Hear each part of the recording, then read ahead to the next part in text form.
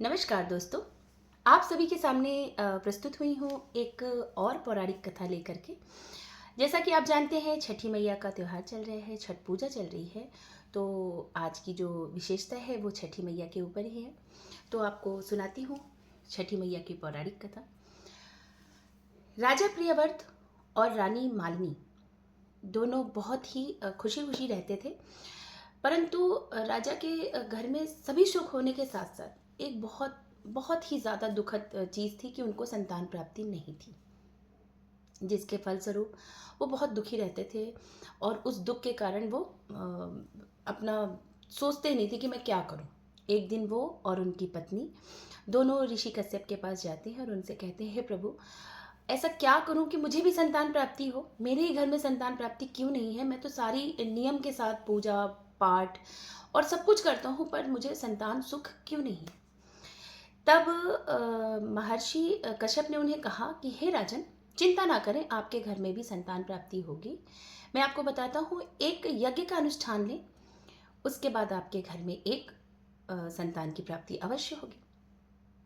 तब राजा प्रियव्रत और रानी मालिनी ने मिलकर के यज्ञ का अनुष्ठान लिया। यज्ञ के अनुष्ठान के बाद जो प्रसाद खीर रूप में प्रसाद मिला था, उसको रानी मालिनी ने ग्रहण किया और उस प्रसाद के परिणाम स्वरूप वह गर्भवती होती हैं। अब गर्भवती होने के बाद उनके घर में एक दुखद होता है, या दुर्भाग्यवश बात कह सकते हैं आप, कि मृतक पुत्र का जन्म होता है। अब उस मृतक पुत्र के जन्म होने के बाद राजा प्रियव्रत सोचते हैं कि मैं अपने जीवन काल को ख़त्म कर देता हूँ, अंत कर देता हूँ, क्योंकि मुझे जीने का कोई भी सुख नहीं है। जब मेरे पास मेरा पुत्र नहीं, मेरी संतान नहीं, तो मैं क्यों जीऊँगा। उसी समय उनके सामने छठी मैया प्रकट होती हैं और कहती हैं, अरे तुम ऐसा क्यों कर रहे हो, अपने जीवन काल को क्यों समाप्त कर रहे हो। तो उन्होंने कहा, बस मुझे अब जीने का कोई शौक़ नहीं है, मेरे पास संतान नहीं है, परंतु आप कौन हैं। तब माँ छठी कहती हैं कि मैं ब्रह्मा जी की पुत्री और सृष्टि की छठी शक्ति हूँ। मेरा नाम, इसीलिए मुझे सब लोग छठी माता कहते हैं। तो आप दुखी क्यों हैं। यदि आपके घर में संतान प्राप्त नहीं है तो आप मेरा कहा मान करके मेरी आराधना करिए, मेरी पूजा करिए और दूसरों को भी प्रेरित करिए। और आपको आश्वासित करती हूँ मैं कि आपके घर में संतान प्राप्ति अवश्य होगी।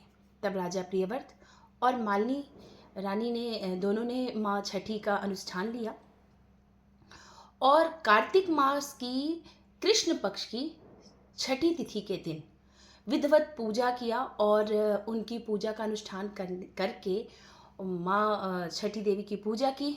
और भगवान की कृपा से, माँ छठी की कृपा से राजा प्रियव्रत के घर में एक सुंदर पुत्र की प्राप्ति होती है। उसी दिन से छठी देवी की पूजा की जाने लगी। उसी दिन से उनका लोगों को उनके बारे में पता चला कि माँ छठी कौन है।